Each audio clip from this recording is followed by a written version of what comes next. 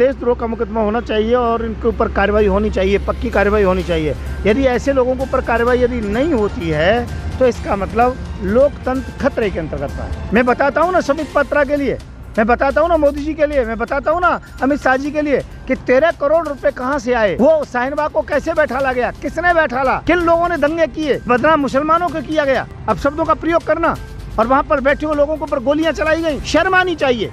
आज पोल खुल रही है, सरकार को स्वयं माफी मांगनी चाहिए, तो कार्रवाई होनी चाहिए, इनको कड़े से कड़ा दंड मिलना चाहिए, इनकी जो पूरी जांच होनी चाहिए। इतना पैसा आया का, पर जांच करने वाले कौन है? जांच करने वाले वही हैं जिन्होंने घोटाला करने का मौका दिया है, जिन्होंने पैसा दिया है, मीडिया खरीदी गई है। मुसलमानों का साथ देना क्या देशद्रोह है? मैं कहता हूँ ये बिल्कुल उनके साथ गलत हो रहा है, उनके साथ दुर्व्यवहार हो रहा है, अच्छा व्यवहार नहीं हो रहा है। वासियों से जो हो रहा है गलत हो रहा है, मुसलमानों के साथ गलत व्यवहार हो रहा है, सौतेला व्यवहार किया जा रहा है इस सरकार के अंतर्गत में, जैसा कि नहीं होना चाहिए। मैं कह रहा हूँ संबित पात्रा नाम का जो व्यक्ति है, एक तो मैं कहता हूँ केवल चापलूस, उसका कोई पद नहीं है, बोलता रहता है, टीवी वाले दिखाते रहते हैं। दूसरी पार्टी के यदि कोई व्यक्ति बोलता है तो उसके वॉल्यूम को कम कर देते हैं। ये अपनी बात को बार बार कह करके सच्चा करना चाहते हैं।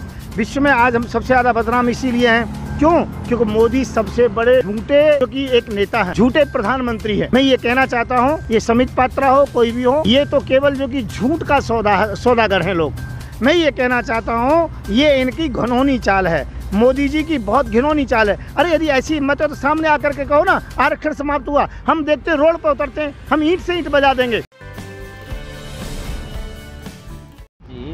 बॉम्बे हाई कोर्ट के बाद दिल्ली हाई कोर्ट ने जमातियों पर लगे आरोप को रद्द कर दिया है, कैसे देखते हैं आप, क्या कहेंगे? मैं ये कह रहा हूँ कि आरोप जो लगाया गया था झूठा लगाया था, क्योंकि कोरोना में जमातियों का कोई भी किसी प्रकार की हिस्सेदारी नहीं थी और किसी प्रकार का कोई भी उनका सहयोग नहीं था कि जो कि कोरोना फैलाया जाए। ये तो उनके ऊपर आरोप लगे थे और न्यायालय का मैं सम्मान करता हूँ कि न्यायालय ने जो न्याय किया है हम उसका स्वागत करते हैं, बहुत अच्छा किया है, हम उसका अभिनंदन करते हैं। संत युवराज जी, सुधीर चौधरी जैसे पत्रकार जो कोरोना बम जमाती को बताते थे, आज वो माफ़ी तक नहीं मांग रहे हैं, क्या कहेंगे आप? ये सरकार की कमी है, ये सरकार की तानाशाही है। उन्हें लोग अपना जो कि सरकार अपना जो कि पत्रकार बताती है, अपना मीडिया बताती है, उसका नाजायज़ लाभ उठाती है। तो उन लोगों के इतने हौसले बुलंद हैं कि पहले वो झूठ बोलते थे, झूठ पर झूठ बोलते थे, बढ़ा चढ़ा करके बोलते थे कि जमाती बम है, जमातियों ने ये कर दिया, देश में कोरोना ला दिया, ये कर। और आज जब पोल खुली है और कोर्ट ने मान लिया है तो उनको भी मानना चाहिए, यदि वो भारतीय नागरिक हैं। यदि कोर्ट मानता है और उसके बाद में जो गलती करने वाले पत्रकार यदि माफ़ी नहीं मानते, इसका मतलब उनके ऊपर देशद्रोह का मुकदमा दायर होना चाहिए। नहीं, दिल्ली और बॉम्बे हाईकोर्ट ने साफ साफ कहा है कि जो है जमातियों को बलि का बकरा बनाया गया, लेकिन इसके बावजूद भी ये जितने भी पत्रकार हैं, जो मुख्य धारा की मीडिया है, वो एक बार भी सामने आके माफ़ी नहीं मांग रही है कि हमसे गलती हुई, क्या कहेंगे? मैं ये कह रहा हूँ ये मोदी जी का इशारा है, शाह जी का इशारा है, मैं ज़्यादा नहीं कह सकता हूँ। जिसे लोग मोदी मीडिया कहते हैं, गोदी मीडिया कहते हैं, अंधभक्त कहते हैं, तो वही स्थिति है। इनके हौसले बुलंद हैं और ऐसे हौसले बुलंद होना गलत है जी। क्या इन जैसे पत्रकारों पर कार्रवाई होनी चाहिए? अगर होनी चाहिए तो क्या कार्रवाई होनी चाहिए, क्या? मैंने तो आपको पहले बताया देशद्रोह का मुकदमा होना चाहिए और इनके ऊपर कार्रवाई होनी चाहिए, पक्की कार्रवाई होनी चाहिए। यदि ऐसे लोगों के ऊपर कार्रवाई यदि नहीं होती है तो इसका मतलब लोकतंत्र खतरे के अंतर्गत है और इन सभी का लाइसेंस भी रद्द होना चाहिए। उस समय की बात करें तो भाजपा के सारे नेता जो है जमातियों को गोली मारने की बात कर रहे थे, क्या वो राजनीति कर रहे थे, क्या कहेंगे? वो नेता जो कर रहे थे वो केवल एक इशारे से कर रहे थे और वास्तविकता वो सब जानते थे। क्यों? उसके अंतर्गत में आपको अच्छी प्रकार से मालूम है, जो 13 करोड़ रुपए आया वहाँ पर लोगों को बिठाने के लिए, ये कहाँ से आया? ये प्रश्न की जब बात आती है तो मेरे ऊपर इतना प्रेशर पड़ता है, इतना प्रेशर पड़ता है, कभी ईडी का, कभी सीबीआई का, कभी विजिलेंस का पूछताछ होती है। और मैं ये कहता हूँ एक बार टीवी के ऊपर बहस कराइए ना।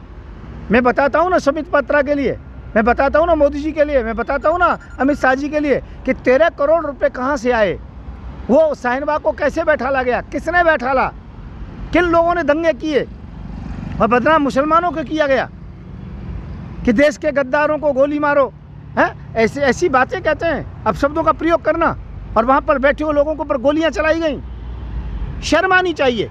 आज पोल खुल रही है, सरकार को स्वयं माफ़ी मांगनी चाहिए। मैं तो ये कहता हूँ मोदी जी को भी, यदि वास्तव में देशभक्त है तो मोदी जी को स्वयं आकर के माफ़ी मांगनी चाहिए। मीडिया की बात तो अलग है।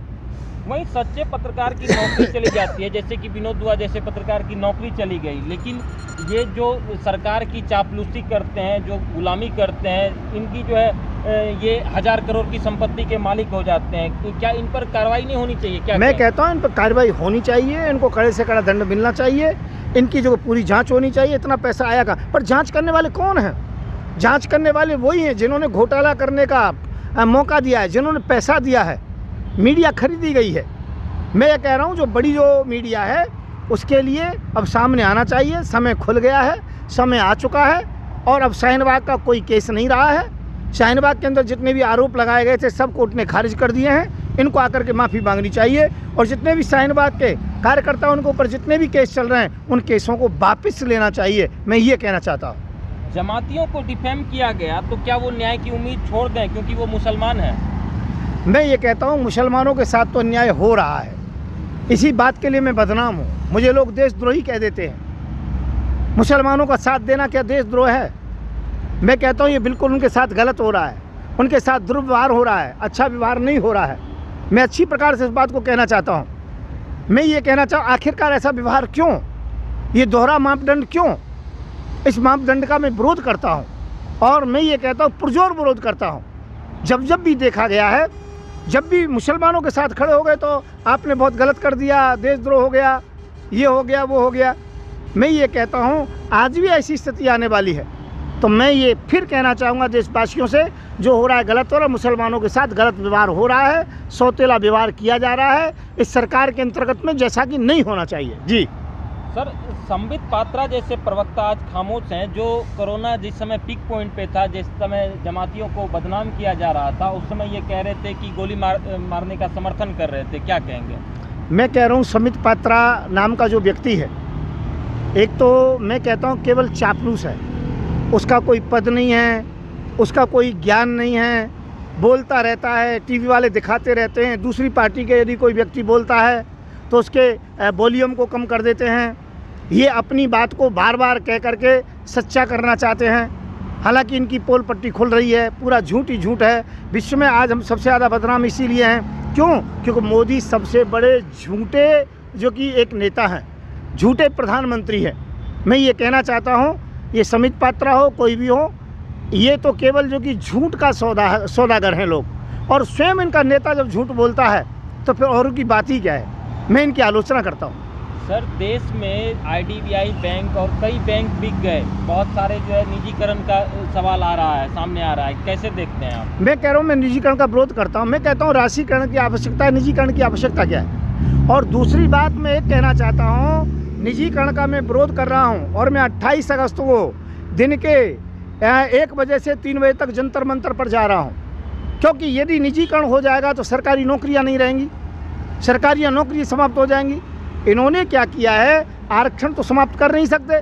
पहले कभी मुसलमानों को CA के ऊपर दबाया, कभी ब्राह्मणों का इनकाउंटर होता है उत्तर प्रदेश के अंतर्गत 8000 ब्राह्मणों का, कभी जो कि आप आरक्षण समाप्त करने के समर्थन में हैं? नहीं, मैं कहता हूँ आरक्षण समाप्त नहीं होना चाहिए, ये आरक्षण समाप्त कर नहीं सकते। तो इन्होंने आरक्षण को समाप्त करने का रास्ता निकाला है, दलितों को दबाने का रास्ता निकाला है, मुसलमानों को दबाने का रास्ता निकाला है कि सरकारी विभाग नहीं रहेंगे, सरकारी नौकरी नहीं रहेंगी, और सरकारी नौकरी नहीं, आरक्षण समाप्त हो जाएगा।